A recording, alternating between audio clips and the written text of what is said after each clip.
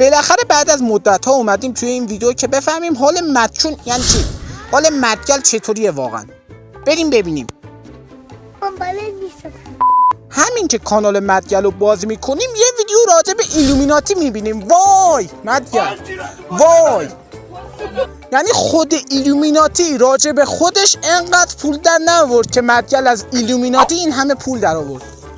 وای خدا، وای گیرم تو گفت. اینجا رو ببین. آخرین ویدیو مدگل مربوط به 1 ماه پیشه. عاقبت توهین به مردای ایرانی رو همینجا مشاهده کنید دوستان، همینجا.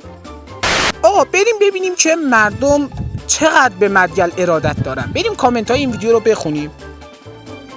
همین اول کار یه کامنت میبینیم که نوشته اگه رسول نبود تو به دنیا نمی اومدی. وای پشمام، تخریب 100%.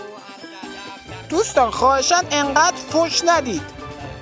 نمیتونم همه رو لایک کنم. ای جام بنازم واقعا. دیگه وضع کامنت ها رو دیدید دیگه. وایس خودم هم یه کامنت بذارم. تا ویدیو بعدی بدرود. بخوری من گفتم اصلا همه